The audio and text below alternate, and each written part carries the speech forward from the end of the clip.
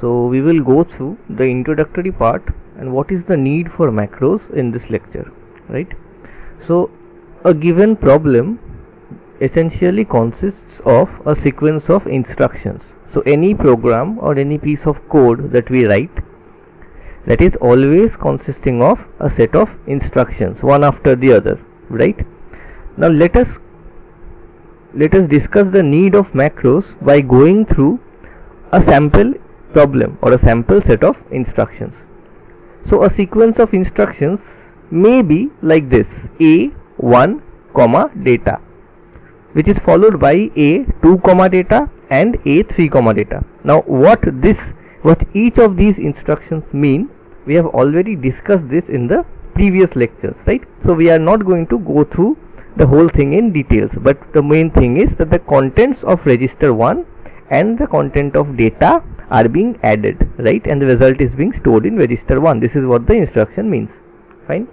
So we could have a given problem or a given program which consists of instructions A1 data, A2 data, A3 data, followed by other instructions, right? This is a very simple example. Now let us try and go through a even bigger example where the same sequence of instructions A1 data, A2 data and A3 data are repeated, but there are some instructions in between. These are the other instructions. So we have this sequence first, then we have some other instructions, and then we have this sequence again followed by another set of instructions, right? So this could also be a possible problem statement. Again, if we go on increasing the whole thing like this, we could have another set of instructions followed by the first and the second set, right? So we have a first sequence, some instructions, a second sequence, some other instructions, and a third sequence followed by some other instructions. So what is this? What is going on? A fixed set of instructions are being repeated, right? A fixed sequence of instructions are being repeated. Fine. So the observation is the sequence of instructions A1 data, A2 data and A3 data. This sequence is being repeated multiple times in the program. So this happens quite a lot whenever we write programs, right? There is such fixed sequence of instructions which we have to keep repeating again and again. Fine. And which are separated by other instructions. There are some other instructions in between. So the disadvantage is that the overall length of the program increases. Now in this case, the length of the program means the length of the source code, right? So we had gone through what a source code means. A source code is what we provide as input, the first program that we write as input, the original piece of program, that is known as the source code. So the overall length of the original piece of program or the source code becomes very high. It increases, right?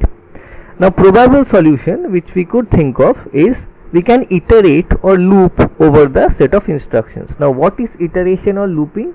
What happens in iteration or what happens in looping, as we already know, is that for a given set of instructions we keep repeating it for a fixed number of times, right?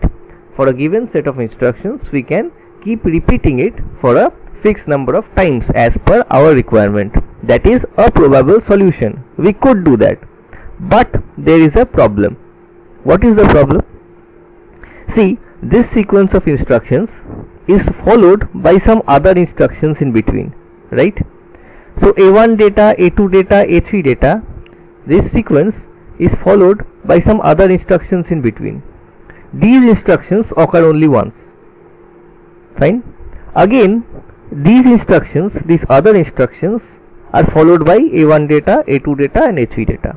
So what is happening is our sequence is being repeated. That is true, our sequence is being repeated, but there are some instructions in between which occur only once. These are called the one-time instructions. Fine. So these set of instructions, they occur only once. They are not repeated time and again, right? What is repeated is my sequence of data, my sequence of instructions. This sequence is only repeated. Fine.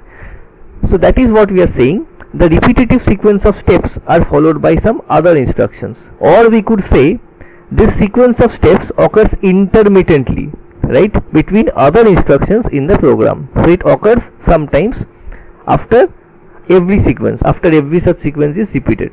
Fine. So in this case, a loop or a iteration would not allow these one-time instructions in between.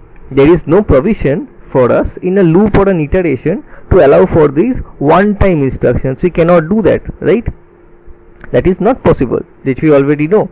So iteration is not feasible in such cases, which is what we have to understand. An iteration is not feasible in such cases where we have a sequence of steps or a sequence of instructions which need to be repeated, but there are some other statements in between the sequences, right?